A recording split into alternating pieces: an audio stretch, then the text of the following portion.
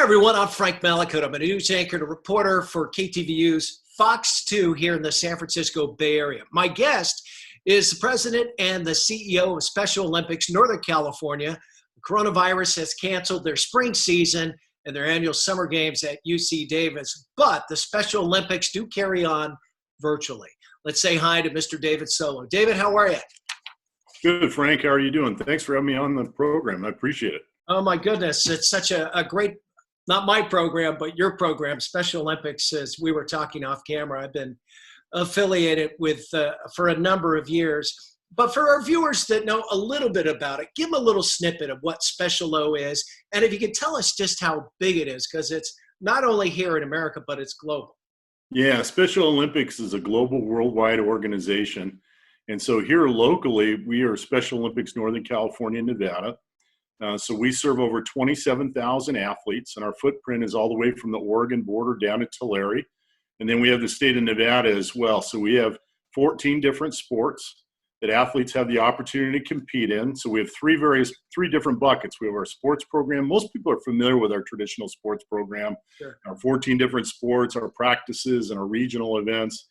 And then, of course, now we're in the areas of education. Over the last 10 years, our Unified Champion Schools program has really taken off.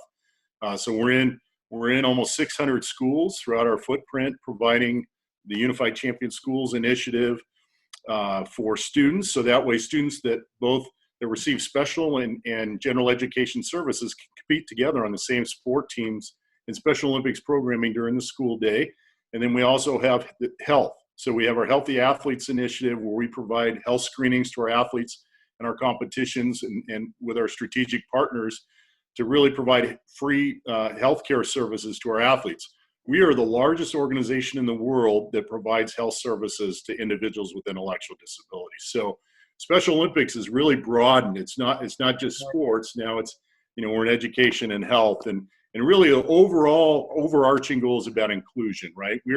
We want to do everything in our power to inspire our communities to accept and include our athletes, right? So that's really the overall framework of our work is around inclusion. Well, the coronavirus has affected everything. It trickles down to just about everything. I know it's had a big impact on you folks here in the spring season. And I know the crescendo, the big deal, of course, is your summer games where the athletes march in. You've got the torch coming in, the police taking care of that. Just tell us how it's been affected in the last couple of months and the next month or two. Yeah, for sure, Frank. It's it was a very heart-wrenching decision. I mean, it was as we went forward, we realized that we were going to have to cancel our spring sports season and the summer games. It was very, very difficult for our staff, but we knew overall we were responsible for the health and safety of our athletes and our entire community, our volunteers, our coaches, our law enforcement partners, our corporate supporters, and we knew that we were very much in tune with the CDC guidelines and with the state of California, the state of Nevada, the governors, their plans in terms of their stages and what their plans for the safety of people, along with the schools and along with local counties. So we made that critical decision. And so I'm very proud of the staff, because what we've been able to do working with our athletes and our families is to pivot, right? So we are now offering virtual programs, and it's really exciting because that was really not part of our overall curriculum in the past, but we're redirecting our resources now for the foreseeable future to offer these virtual program suites. So the first one that we kicked off was a Health and Fitness at Home. And so that program is offered every day to our athletes.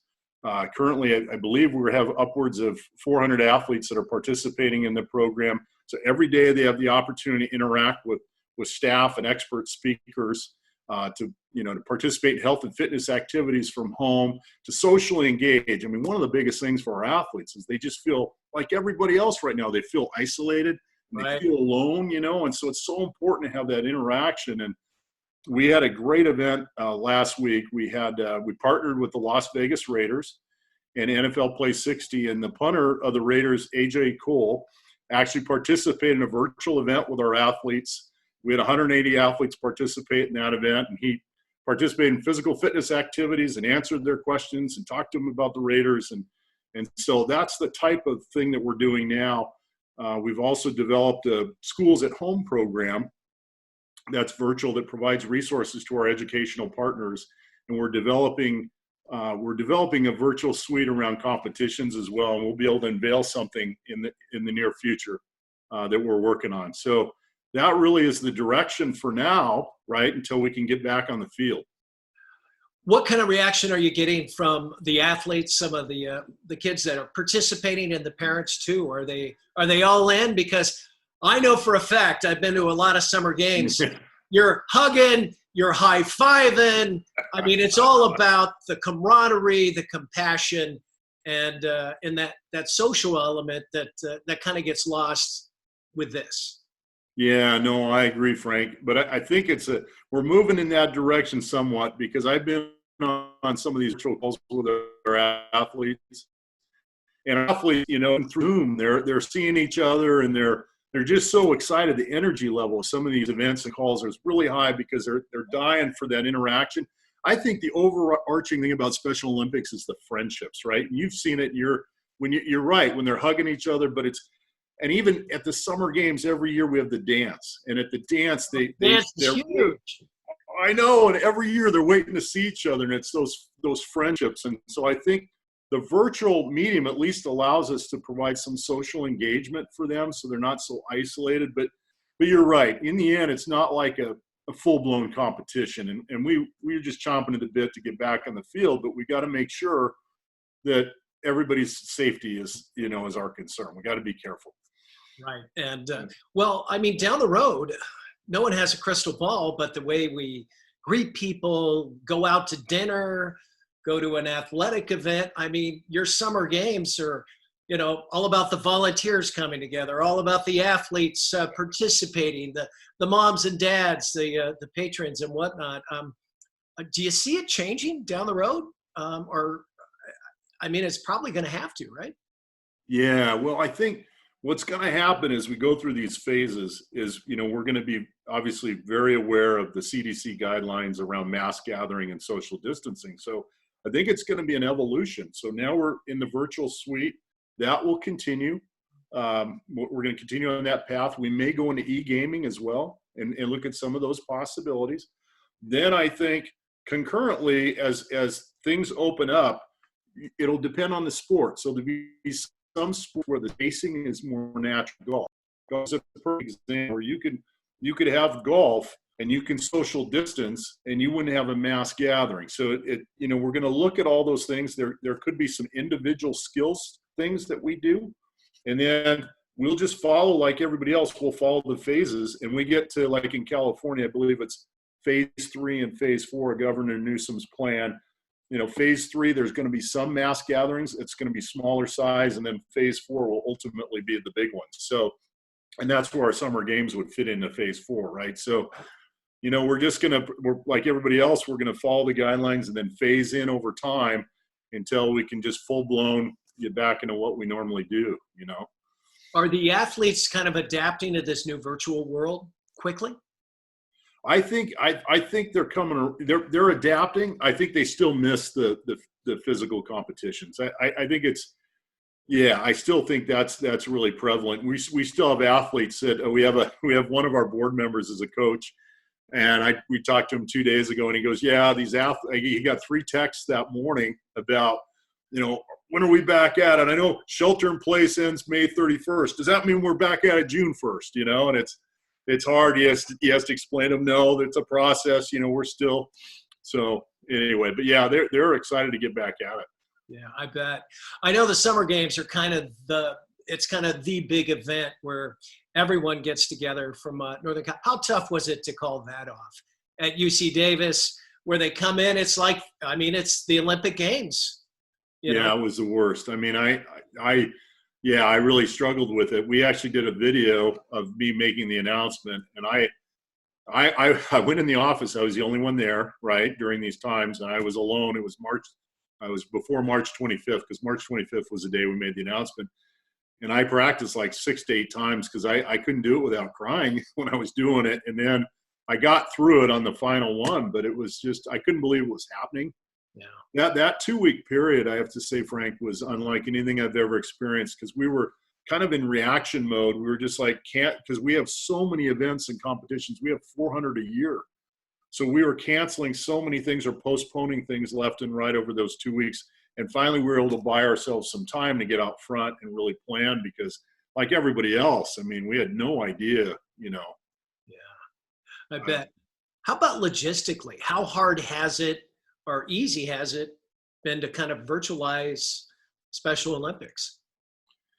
That's a good question. It goes both ways. I mean, in some ways, it's helped us more connect with our field, because like I said, we have over 20,000 volunteers, and so we have a lot of volunteers that help us run our programs in Northern California counties where we don't have paid staff. And so in some ways, Zoom and the technologies make it easier for us to connect with people more often and to communicate with the field. With our athletes, I think in terms of our schools program, sometimes it's difficult for us because we're going through the school. Now through the virtual suite, as we do virtual competitions, we can get our school athletes to sign up and participate in those sports competitions virtually that we'll offer at some point. And then we can collect more of their information, and we'll actually be able to integrate them more into our overall program. So I think it will help us connect better that way. But yeah, there's challenges with it as well. So I think the big piece is just the hard thing is, it used to be you'd have 3 or 4 meetings a day. I know you can relate. Let's say you have 3 meetings a day and you're driving to San Mateo and you have the meeting and you come back, you have time to process and think. Now you've got eight Zoom calls a day. I know. You know what I mean? I do, actually. and there's probably more than 1 or 2 people in your Zoom room too, right? Yeah. And so it's like one right after another, and then you've got the 80 to 100 emails on top of it. So it's and it's challenging to be on Zoom throughout the day. And I know our staff feels that way too. So yeah, it's an interesting time. I bet. How about financially? Has the coronavirus been kind of a hit that way as well? Yeah, it has. We're fortunate that we were in a strong financial position. We were in the strongest financial position during my 5 years here. So that's really helped. But we are seeing hits, because we've had to postpone or cancel some events. We've had some corporate donors that have had to reduce their giving. And I understand, depending on what's going on, right, and who they are in the economy, but we have seen that. So but we were very fortunate because we applied for the payroll protection program. Yeah. And we received that loan. So that's great. We received that loan on April 28th. So that helps. And so it's just a matter, it's really about Q3 and Q4, what's going to happen. If we're able to have some of our events. Now, one of the real positive things is we have a couple large golf events that help raise money for us. And so golf, again, because of the distancing, I believe those events are going to happen in the fall. The day of stuff will be interesting to see with the tour and all that, but the tournaments themselves can happen, I think. So it really depends on what the restrictions are in Q3 and Q4, I think. Do you chat with your fellow presidents and CEOs of other states, how they're kind of corralling and changing on the fly to get a little advice, or perhaps give a little advice? Yeah, Frank, we definitely do. I mean, so every Tuesday we have a call at noon. Yeah. So with all the CEOs across the country, and there's a few that I'm very close to, and the CEO of Special Olympics Southern California and I talk almost every morning. I mean, we talk a lot now. The CEO of Special Olympics Texas and I talk a lot. And it's just, it's great to exchange those ideas and see what they're doing. And it's interesting too, because all the states are different in terms of opening up. So we will be one of the last states to probably open up as California. And, you think about it, makes sense. We have almost 40 million people. But it's interesting to kind of compare notes. How can people help you? Well, I think a couple ways. One of the biggest, of course, is to support us financially during these times. I mean, that's huge for us. And they can go to our website at www.sonc.org to provide financial support. But then there's other ways to engage too. So we have, like I said, over 20,000 volunteers. So anybody that's interested in becoming a volunteer, they may have to do it virtually for a while, but then they can become a full-blown volunteer or a volunteer coach, right? I mean, so there's a number of ways to get involved, and we're always looking for great coaches. I bet. I bet. Are you a little amazed and a little shocked at how quickly you've been able to pivot and virtualize something that probably seemed impossible back in March, and here you are? Yeah, I have to say, Frank, I'm blown away by my staff. I'm very lucky. It was interesting because we had our new vice president of marketing started on March 9th. March 9th was his first day on the job. And I've never seen marketing become the focal point of the organization in a scenario like that. And the marketing team came together with our program team, and the things that they've been able to do, in terms of the health at home, and then also the schools at home. And now, again, I can't wait till we come out with the virtual competitions. That's the next phase. And then again, the e-gaming.